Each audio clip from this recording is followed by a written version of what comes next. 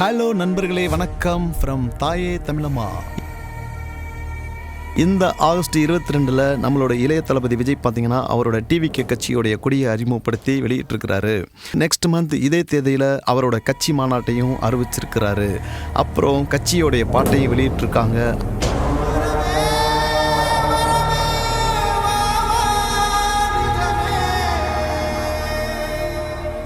அந்த பாட்டில் சொல்கிற விஷயங்களும் கட்சி கொடியில் வர்ற கலர்ஸும் விதவிதமான அர்த்தங்களை டிவிகே கட்சியோடைய மெயினாக விஜயோட ரசிகர்கள்ட்ட ஏற்படுத்தி இருக்கு. மெயினாக விஜயோட ரசிகர்கள்ட்ட ஒரு பெரிய எதிர்பார்ப்பை நிறைவேற்றிருக்குன்னு சொல்லலாம். ஏன்னா ஆகப்பெரும் பெரிய கட்சிகள் எல்லாம் தமிழ்நாட்டில் இருக்கிறப்ப இந்த டிவிகே கட்சி மக்களுக்காக என்ன செய்ய போகுது, அவங்களோட கொள்கை என்ன, கோட்பாடு என்ன அப்படிங்கிறத பொறுத்து இருந்து பார்க்கலாம். இந்த கட்சி கொடியை பார்த்தீங்கன்னா டிவிகே ஃப்ளாக் பார்த்தீங்கன்னா மேலேயும் கீழேயும் ரெட் கலர்ஸும் சென்டரில் ஒரு எல்லோ கலரும் அப்படி அட்டகாசமாக வடிவமைச்சிருக்கிறாங்க. அந்த எல்லோ கலர்ஸ்க்கு நடுவில் வந்து பார்த்திங்கன்னா ஒரு சக்கரம் இருக்குது. அந்த சக்கரத்தை 2 யானைகள் பிளிரலோட சும்மா அப்படியே கர்ச்சித்தபடி நிற்கிது. அந்த சக்கரத்தை காப்பாற்றிட்டு இருக்க மாதிரி வடிவமைச்சிருக்காங்க. அந்த சக்கரத்துக்குள்ளே பார்த்தீங்கன்னா 28 ஃப்ளவர்ஸ் மொத்தமாக வந்து வடிவமைச்சிருக்காங்க. அந்த 28ல் 23 ஃப்ளவர்ஸ் ஸ்க்ரீன்லேயும் 5 ஃப்ளவர்ஸ் வந்து ஒயிட்லேயும் வடிவமைச்சிருக்கிறாங்க.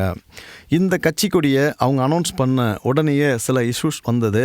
ஒன்று, பகுஜன் சமாஜ்வாடி கட்சி ஒருத்தர் வந்து என்ன பண்ணிட்டாருன்னா கோர்ட்டில், இது எங்கள் கட்சி கொடியில் வர்ற யானைகள் போல் இருக்குது அப்படின்னு ஒரு ஆட்சேபனை தெரிவிச்சிருக்கிறாரு. அந்த கட்சி கொடியோட மையத்தில் பார்த்திங்கன்னா வாகைப்பூ வந்து சிம்பிள் வச்சுருக்கிறாங்க. அந்த வாகைப்பூ வந்து பார்த்திங்கன்னா பழங்காலங்களில் சங்க இலக்கியங்களிலும் புறநானூற்று பாடல்களிலும் சொல்லியிருக்கிறாங்க. வாகை வந்து வெற்றிக்கான ஒரு அடையாளம்.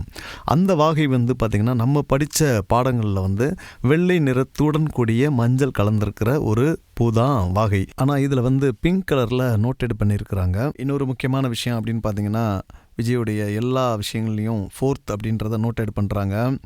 இப்போ அவங்க அறிவித்த தேதி பார்த்திங்கன்னா இந்த கொடி ஆகட்டும் பாட்டாகட்டும் ஆகஸ்ட் 22 2 நம்பரையும் கூட்டினீங்கன்னா 4th வருது. அவருடைய டேட் ஆஃப் பர்த் பார்த்திங்கன்னா ஜூன் 22, 1974. அதே மாதிரி அவருடைய கார் நம்பர் TN 37 TR 1111. இதை கூட்டினீங்கன்னா 4th. நாளைய தீர்ப்பு அவருடைய first film release date December 4th, 1992. இதை பார்த்தீங்கன்னாலும் 4th. நெக்ஸ்ட் மந்த் அவங்க அறிவிச்சிருக்கிற மாநாட்டு தேதி பார்த்தீங்கன்னா செப்டம்பர் 22, 2024. இதுலேருந்து என்ன தெரியுதுன்னா விஜய்க்கு வந்து 4th நம்பர் வந்து ராசியான நம்பராக இருக்கலாம்னு நம்ம தெரிஞ்சுக்கலாம். கட்சியோடைய பாட்டில் வந்து பார்த்தீங்கன்னா ஒரு இடத்துல சிகரம் கிடைச்ச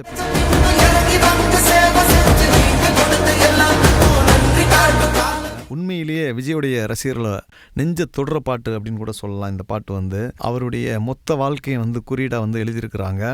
இந்த கட்சியில் என்ன பண்ண போகிறோம், என்னெல்லாம் வந்து சேவை செய்ய போகிறோம் அப்படின்றது நோட்டெட் பண்ணியிருக்கிறாங்க. இந்த பாட்டில் நிறைய இடங்களில் பார்த்திங்கன்னா அந்த யானைகள் வந்து வர்ற யானைகள்லாம் வந்து பல பேரை துவம்சம் பண்ணுற மாதிரி இருக்குது.